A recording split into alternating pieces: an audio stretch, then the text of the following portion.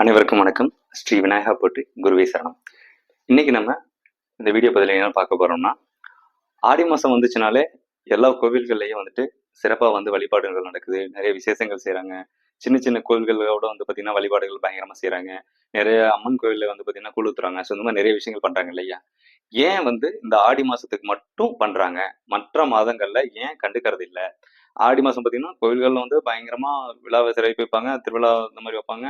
அதே போல பார்த்தீங்கன்னா, டிவிலயும் பார்த்தீங்கன்னா, ஒரே சாமி படமா போட்டுட்டு இருப்பாங்க. சரிங்களா? ஸோ அந்த மாதிரி ஏன் அந்த மாதத்துக்கு மட்டும் ஸ்பெசிஃபிக்கா குடுக்குறாங்க? நம்மளுடைய ஜோதிடத்துல இதுக்கான விளக்கங்கள் என்ன சொல்லுது அப்படிங்கிறத நம்ம இந்த வீடியோ பதிவுல பார்க்கலாம். சரிங்களா? ஓகே. இப்போ அயனாம்சம் அப்படின்ட்டு ஒரு பிரிவு இருக்கு. சரிங்களா? அயனாம்சம் அப்படின்னா, அயனம் என்றால் பயணம் என்று பொருள். சரிங்களா? அயனம் என்றால் பயணம் என்று பொருள். அயனாம்சம். சரிங்களா? அயனாம்சம். இந்த அயனம் என்றால் அயனம் பிளஸ் அம்சம். சரிங்களா? அயனம் பிளஸ் அம்சம். இதைத்தான் அயனாம்சம் அப்படின்னு சொல்றாங்க. ஸோ இந்த அயனாம்சம் அப்படின்னா என்னன்னா, அயனம்னா பயணம்னு சொல்லியிருக்கேன். அயனம்னா பயணம். சரிங்களா? பயணம். அயனம்னா பயணம். இது அம்சம். சரிங்களா? அம்சங்கிறது அதோடைய சிறப்பு அப்படிங்கிறத விரவிக்கும். சரிங்களா? அதோடைய சிறப்பு அப்படிங்கிறத விரவிக்கும். அப்போ அயனாம்சம் அப்படிங்கிறதுக்கு உங்களுக்கு விளக்கங்கள் புரியுது அப்படின்னு நினைக்கிறேன். ஓகே. அப்போ பயணம் அப்படின்னா இது எதனுடைய பயணம் அப்படிங்கிறத நம்ம பார்த்துக்கலாம். சரிங்களா? ஓகே. எதனுடைய பயணம் அப்படின்னா, இப்போ திசைகளை நம்ம குறிப்பிட்டுக்கலாம். சரிங்களா? இது தெற்கு, இது வடக்கு. சரிங்களா? இது கிழக்கு, இது மேற்கு. சரியா? மேற்கு. இது திசைகள். சரிங்களா? இந்த திசைகள்ல இது பூமி பந்தா வச்சுக்கோங்க. சரிங்களா? இது பூமி பந்து. பூமி பந்து. சரிங்களா? இது பூமி பந்து. இந்த பூமி பந்து நம்ம இங்க இருக்கோம். சரிங்களா? இப்ப சூரியன் இங்க இருக்குன்னு வச்சுக்கோங்க. சூரியன் இங்க இருக்கு. இங்க வச்சுக்கோம். சரியா? சூரியன் இங்க இருக்கு. இது சூரியன். சரியா? இப்போ இப்போ நாம இந்த இந்த பகுதியில வாழ்றோம்னு வச்சுக்கோங்க. இந்த இந்த ஏரியாவில நம்ம வாழ்றோம். சரிங்களா? இந்த ஏரியாவில நாம வாழ்றோம்னு வச்சுக்கோங்க. இந்த ஏரியாவில நம்ம வாழ்றோம். இந்த பக்கம் வேறொரு நாடுகள் இருக்கு அப்படின்னு வச்சுக்கோங்க. சரிங்களா? ஓகே. அதுதான் இரவு பகல் அப்படிங்கிற மாதிரி வரும். சரியா?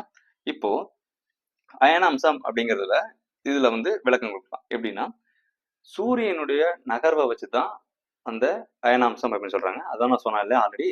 அயனம் என்றால் பயணம் என்று பொருள். யாருடைய பயணம் அப்படின்னா, சூரியனுடைய பயணம். சரிங்களா? அப்ப சூரியன் எங்க பயணிக்கிறாரு? சூரியன் பாத்தீங்கன்னா, இங்க இருந்து இங்க பயணிப்பாரு. அதே போல இங்க இருந்து இங்க பயணிப்பாரு. சரிங்களா? ஓகே. இங்க இருந்து இங்க பயணிக்கும் போது பாத்தீங்கன்னா, ஃபர்ஸ்ட் உத்திராயணம். சரியா? அதாவது வடக்கிலிருந்து சாரி உத்தராயணம்.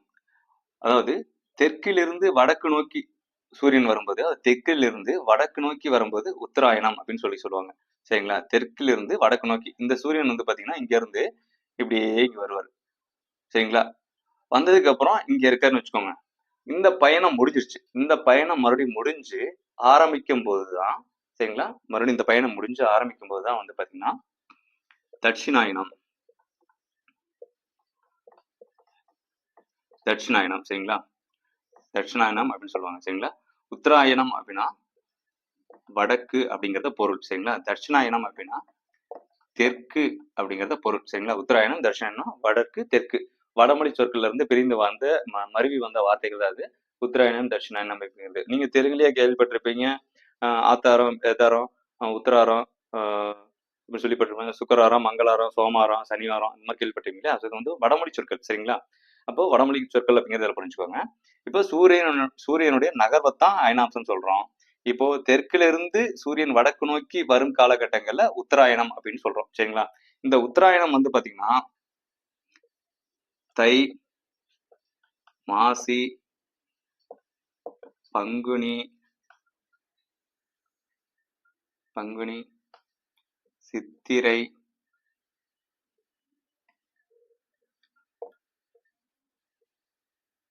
வைகாசி, ஆனி. சரியா? 1, 2, 3, 4, 5, 6. இந்த 6 மாசம் பாத்தீங்கன்னா ஒரு வருஷத்துல 6 மாசம் இந்த உத்தராயணத்துக்கு போயிடும். சரிங்களா? ஒரு வருஷத்துல 6 மாசம் உத்தராயணத்துக்கு போயிடும். உத்தராயணம் என்ன? வடக்குல இருந்து சூரியன் சாரி, உத்தராயணம் என்ன, தெற்கிலிருந்து சூரியன் வடக்கு நோக்கி நகர்ந்து வரும் காலகட்டங்கள்ல உத்தராயணம் அப்படின்னு சொல்றோம். அதனுடைய ஆரம்ப காலகட்டங்கள் வந்து பாத்தீங்கன்னா தை மாசம் இருந்து ஆரம்பிக்கும். சரிங்களா? தை மாசம் இருந்து 6 மாசத்துக்கு இந்த தெற்கிருந்து அப்படியே நகர்ந்து நகர்ந்து நகர்ந்து இங்க வருவார், வடக்கு வருவார். உதாரணத்துக்கு வந்து பாத்தீங்கன்னா கிழக்கு வாசல் கொண்ட வீடு யாராவது நீங்க இருக்கீங்க அப்படின்னா, உங்களுடைய வீட்டுல இருந்து எந்திரிச்சு வெளியில வந்து பார்க்கும்போது சூரிய உதயம் வந்து பாத்தீங்கன்னா ஆப்போசிட்ல இருக்கிற பில்டிங்க்கு ரைட் சைட்ல இருந்து உதயமாயிட்டு இருக்கும் கொஞ்ச காலம். அதுக்கப்புறம் வந்து பாத்தீங்கன்னா லெஃப்ட் சைட்ல இருந்து சூரியன் உதயமாயிட்டு இருக்கும் கொஞ்ச காலம்.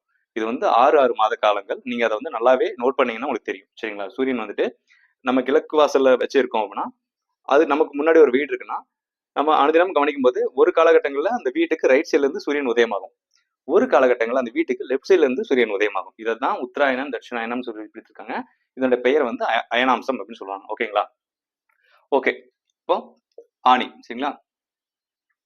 இப்போ தட்சிணாயனம் அப்படின்னா தெற்கு அப்படின்னு பொருள். சரிங்களா? அப்போ தட்சிணாயனம்னா வடமொழியில தெற்கு அப்படின்னு பொருள். வடக்கிலிருந்து சூரியன் தெற்கு நோக்கி நகரும் காலம் தட்சிணாயனம் அப்படிங்கிறது சொல்லலாம். சரிங்களா? ஆனி மாசம் முடிஞ்சதுக்கு அப்புறம் இதுதான் ஆடி. சரியா? ஆடி மாசத்துல இருந்து ஆரம்பிக்கும். ஆடி மாசம் இருந்து ஆடி, ஆவணி, புரட்டாசி, ஐப்பசி, கார்த்திகை. சரியா? கார்த்திகை 1 2 3 4 5 6 மார்கழி. சரியா? இந்த மார்கழி வந்து மத்திமம். சரிங்களா? இந்த மார்கழி மட்டும் மத்திமம். மார்கழி மாதம் மட்டும் மத்தியமம். சரியா? அதாவது ஏன் மத்தியமம்னா நல்லா பாருங்க, ஆடி, ஆவணி, புரட்டாசி, ஐப்பசி, கார்த்திகை. சரியா? கார்த்திகைக்கு அப்புறம் மார்கழி. 6 மாசம் ஆச்சா? 1 2 3 4 5 6 ஆறாச்சா? ஓகே. மார்கழிக்கு அப்புறம் தை, மாசி, பங்குனி, சித்திரை, வைகாசி, ஆணி, அடுத்து ஆடி இங்க வந்துருதா? அப்போ இதுல 6 மாசம், இதுல 6 மாசம், மொத்தம் 12 மாசம் ஆச்சா? ஒரு வருஷம் ஆச்சா? ஓகே. ஏன் இந்த மார்கழி மாசம் மட்டும் ஸ்பெசிபிக் அப்படின்ட்டா, இப்போ நீங்க நல்லா தெரிஞ்சிருக்கும் உங்களுக்கு. ஸோ மார்கழி மாசம் வந்து பாத்தீங்கன்னா வீட்டுல கோலம் போடுறதும், கோவில்களை வந்து பாத்தீங்கன்னா பயங்கரமா வழிபாடு செய்யறதும், வீட்டுல எல்லாம் வந்து பாத்தீங்கன்னா மார்கழி மாசம்லாம் வீடு ரொம்ப வாசல் சாணம் தெளிச்சு கோலம் போட்டு பூசணி போல வச்சு பயங்கரமா பண்ணிட்டு இருப்பாங்க. ஸோ அது காரணம் என்ன, மார்கழி மாசத்துக்கு மட்டும் ஏன் ஸ்பெசிபிக்கா பண்ணணும் அப்படின்னா, மார்கழி மாசம் அப்படிங்கிறது ஒரு மையப்பகுதி. சரியா? எதுக்காக மையப்பகுதி அப்படின்னு சொல்லியிருக்காங்கன்னா, இப்போ தேவர்கள் வந்து பாத்தீங்கன்னா, தேவர்கள் இப்போ வந்து நமக்கு இது ஒரு வருடம், இதுல 6 மாசம், இதுல 6 மாசம், ஒரு வருஷம் அப்படின்னு சொல்றோம். தேவர்களுக்கு வந்து பாத்தீங்கன்னா நம்மளுடைய ஒரு வருடம் தான் தேவர்களுக்கு ஒரு நாள். சரிங்களா? நம்மளுடைய ஒரு வருடம் தான் தேவர்களுக்கு ஒரு நாள். இந்த ஆடி மாசம் ஏன் வந்து இப்ப சிறப்பா வந்துட்டு எல்லா கோயில்களையும் வழிபாடு செய்யறாங்கன்னா, இந்த இப்ப பகல் வந்துட்டு முடிஞ்சிருச்சு. சரிங்களா? அதாவது பகல் இந்த உத்தராயணம் முடிஞ்சு தட்சிணாயனம் ஸ்டார்ட் ஆகும்போது வந்து பாத்தீங்கன்னா ஆடி மாதம் முதல். சரிங்களா? அப்போ அப்போ தேவர்களுக்கு அது என்ன காலகட்டம்னா மாலை பொழுது. சரியா? பகல் முடிஞ்சு இரவு ஆரம்பிக்கக்கூடிய முதல் பொழுதுதான் மாலை பொழுது. சரியா? அப்போ பகல் முடிஞ்சு இரவு ஆரம்பிக்கக்கூடிய முதல் பொழுது அந்த ஆடி மாசம் நமக்கு வருது. அப்போ தேவர்களுக்கு இது வந்து மாலை பொழுது. தூங்க போறாங்க. சரியா? தூங்க போறாங்க. அவங்களுடைய வேலைகளை வந்து நிப்பாட்டிட்டு அவங்களுடைய செயல்பாடுகள் இருந்து விடுபட்டு ரெஸ்ட் எடுக்க, ஓய்வு எடுக்க போறாங்க.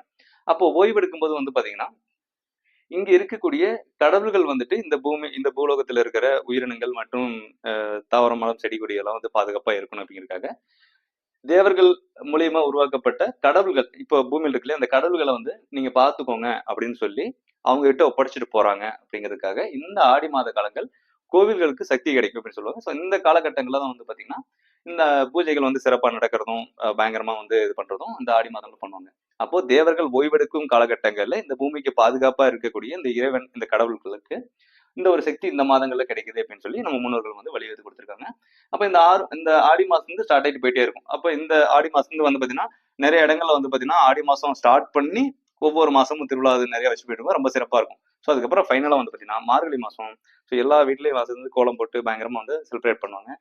அன்னைக்கும் வந்து பாத்தீங்கன்னா வழிபாடுகள் ரொம்ப சிறப்பா இருக்கும். ஏன்னா அப்பதான் வந்து தேவர்கள் வந்து விழித்தெழும் காலம். விழித்தெழும் காலம் அப்படிங்கும்போது இந்த மார்கழி மாதம் வந்து தேவர்கள் விழித்தெழும் காலம் அப்படிங்கிறதுனால அவங்க எந்திரிக்கும் போதே ஃப்ரெஷ்னஸா இருக்கணும். ரொம்ப வந்து பாத்தீங்கன்னா நாம வந்து உறங்கி மறுபடியும் வந்து எழுந்திருந்தாலும் இந்த பூமியில எந்த ஒரு அசம்பாவிதம் நடக்கல, ரொம்ப சீரா இருக்கு அப்படிங்கிற ஒரு நல்ல ஒரு பாசிட்டிவான வைப்ல அவங்க வந்து எந்திரிக்கணும். பத்தாவதுக்கு வந்து பாத்தீங்கன்னா நம்மளுடைய கோவில் ஆலயங்கள்ல உருவாக்கக்கூடிய ஒலிகள் சத்தங்கள் வந்து பாத்தீங்கன்னா தேவர்களுக்கு கேட்டு அந்த தேவர்கள் வந்து பாத்தீங்கன்னா நம்மளை பாதுகாக்கிறதுக்காக எழுந்திரிக்கணும் அப்படிங்கிறதுக்காக அந்த ஒளியை ஒருத்தர் தூங்கிட்டு இருந்தா எழுப்பவும் இல்லையா, அதுக்கு பதிலாக தான் ஆலயங்கள்ல ஒலிகள் எழுப்பப்படுது இந்த மார்கழி மாதத்துல அதிகப்படியா.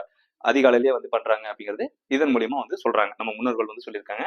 அப்ப மார்கழி மாசம் வந்துட்டு தேவர்கள் எழுப்புறதுக்காக இந்த விஷயங்கள் வந்து அதிகமா பண்றாங்க அப்படின்னு சொல்லுவாங்க. ஆடி மாசம் வந்து பாத்தீங்கன்னா பாதுகாப்பா நாங்க இருக்கோம், நீங்க ரெஸ்ட் எடுங்க அப்படின்னு சொல்லி இறைவன் கிட்ட ஒப்படைச்சிட்டு தேவர்கள் வந்து தூங்க போறாங்க அப்படிங்கிறதுக்காக இதை வந்து விளக்கி இருப்பாங்க சரிங்களா நம்ம முன்னோர்கள். அப்போ இதுல 6 மாசம், இதுல 6 மாசம், மொத்தம் 1 வருஷம் சரிங்களா. நமக்கு 1 வருஷம், தேவர்களுக்கு அது ஒரு நாள் சரிங்களா. நமக்கு இங்க 1 வருஷம் முடிஞ்சாதான் அவங்களுக்கு அந்த ஒரு நாள் முடியுது அப்படின்னு அர்த்தம். ஓகேங்களா. இதைத்தான் உத்தராயணம் தட்சிணாயணம் சொல்லி சொல்லுவாங்க. இப்ப நம்ம இங்க இருக்கோம்னு வச்சுக்கோங்க சரிங்களா. நம்ம இங்க இருக்கோம் சரியா, இங்க இருக்கோம். இப்போ நம்மளுடைய நம்ம பார்வைக்கு வந்து பாத்தீங்கன்னா சூரியன் வந்துட்டு நம்ம காலையில எழுந்துச்சு பார்க்கும்போது இங்க உதிக்கிற மாதிரி இருக்கும். அப்புறம் கொஞ்சம் காலங்கட்ட கழிச்சு பாத்தீங்கன்னா சூரியன் இங்க உதிக்கிற மாதிரி இருக்கும் சரிங்களா. அப்போ சூரியனுடைய இந்த நகர்வைத்தான் நம்ம உத்தராயணம் தட்சிணாயணம் நம்ம முன்னோர்கள் பிரிச்சிருக்காங்க அப்படிங்கறத இதன் மூலியமா நான் உங்களுக்கு சொல்லியிருக்கேன் சரிங்களா.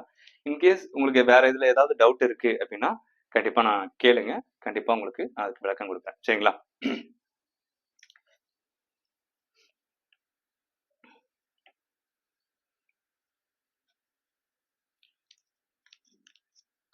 ஓகே, நன்றி.